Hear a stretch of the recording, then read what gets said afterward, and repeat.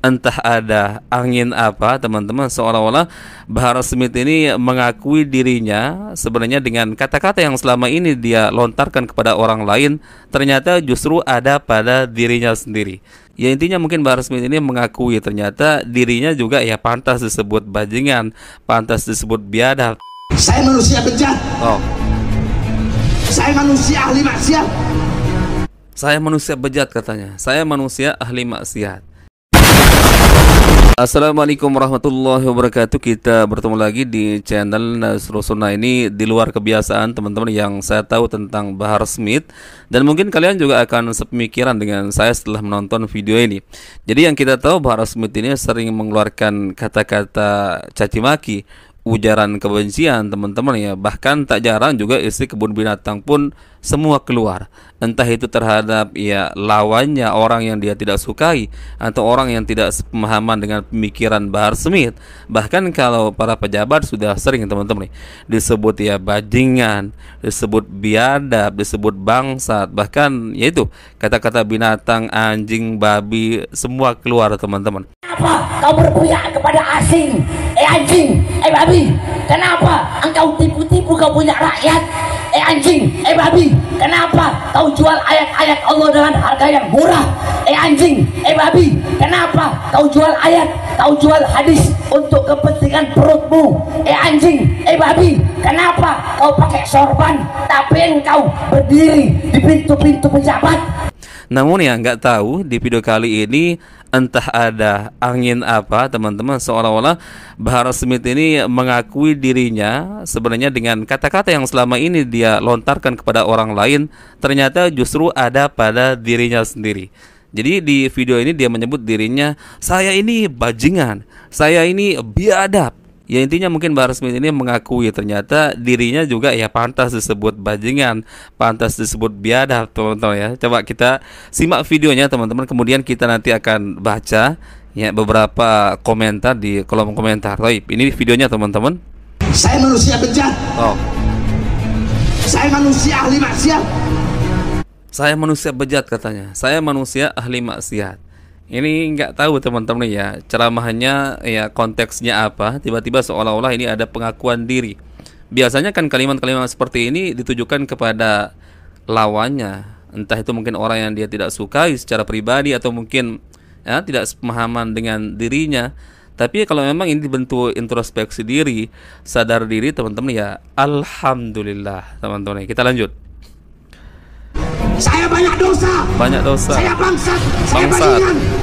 Tapi prioritas saya Nabi Muhammad. Oh begitu teman-teman ya. Meskipun saya bajingan, biadab, ya ahli maksiat, tapi prioritas saya kata Bahar Smith adalah Nabi Muhammad SAW.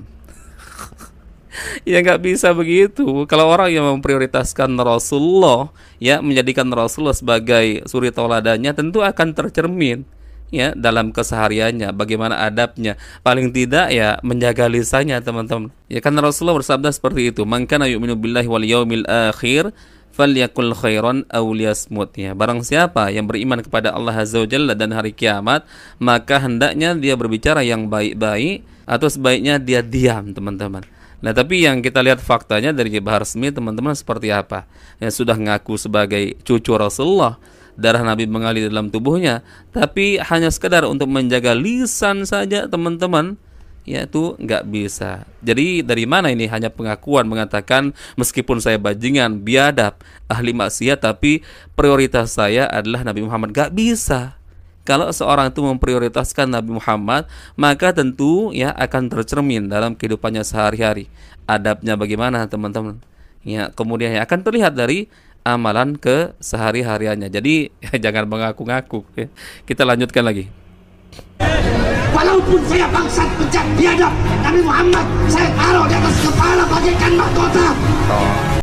Walaupun saya sebejat apapun, sebajingan apapun, tapi Nabi Muhammad saya taruh di atas kepala saya bagaikan mahkota.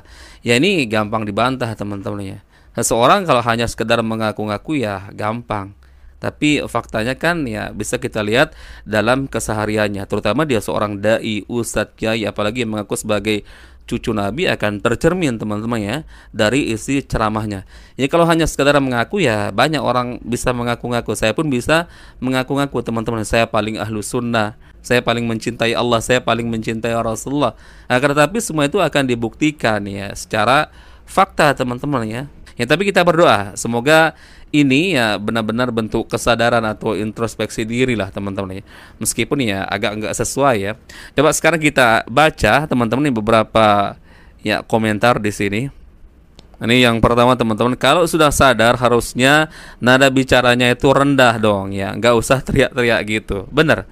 Ya, kebiasaan Bahar Smith selalu ceramahnya seperti itu teman-teman. Apapun dibahas ya, selalu teriak-teriak teman-teman.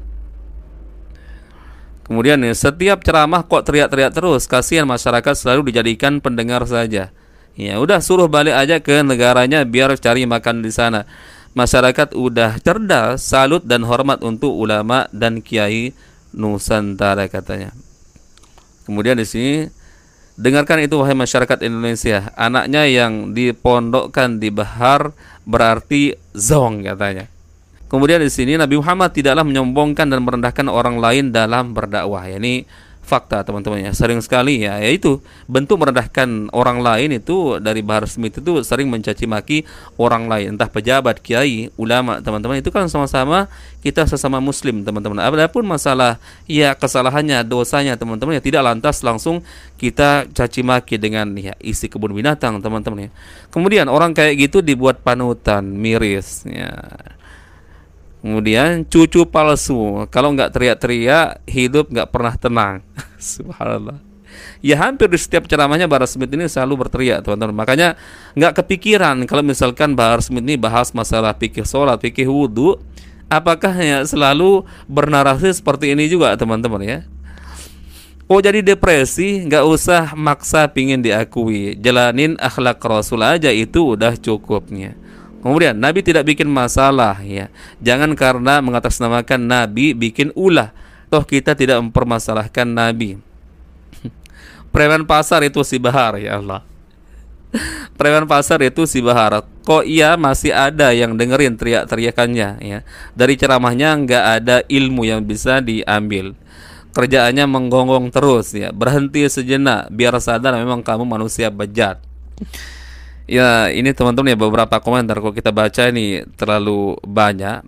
Yaitu yang saya katakan teman-teman ya, ini di luar kebiasaan yang biasanya kita tahu Bahar Smith itu ya kata-kata bajingan, biadab itu biasanya ditujukan kepada orang yang mungkin entah dia tidak sukai atau tidak sepemahaman dengan dirinya, atau yang biasa dia sebut ya seperti para pejabat yang dianggap korup misalkan teman-teman, atau ustadz, kiai, ulama, habib yang dekat dengan pintu pemerintah itu biasanya dia sebut sebagai kera-kera bersorban teman-teman. Akan tetapi di sini justru dia seolah-olah mengakui dirinya ya juga pantas disebut sebagai ya seperti yang sering dia ucapkan, meskipun ada embel-embelnya teman-teman di sini. Meskipun saya bajingan, meskipun saya biadab, katanya teman-teman ahli maksiat, tapi tetap prioritas saya adalah ya Rasulullah SAW. Itu nggak bisa teman-teman.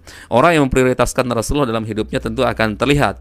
Ya cerminannya itu akan nampak teman-teman dari ya kesehariannya. Ya bagaimana adabnya, akhlaknya, tutur katanya teman-teman. Kemudian ya amalan-amalan soleh lainnya teman-teman. Jadi kalau hanya sekedar mengaku-ngaku, semua orang bisa mengaku teman-teman. Saya juga bisa mengaku bahwa saya paling cinta kepada Allah Azza wa Jalla, saya paling sunnah. Karena tapi secara faktanya teman-teman terkadang nol besar. Jadi ya intinya ya jangan banyak mengaku-ngaku diri lah. Ya cukup buktikan saja. Baik teman-teman ya, mungkin itu bisa kita share nih video ringan-ringan saja teman-teman, reaksi santai saja. Karena ini menurut saya agak aneh ya, baru menemukan ada narasi pengakuan dari Bahar Smith seperti ini, makanya saya angkat. Insya Allah kita bertemu lagi di video berikutnya teman-teman. Salam waras, salam akal sehat. Barakallahu fikum. Assalamualaikum warahmatullahi wabarakatuh.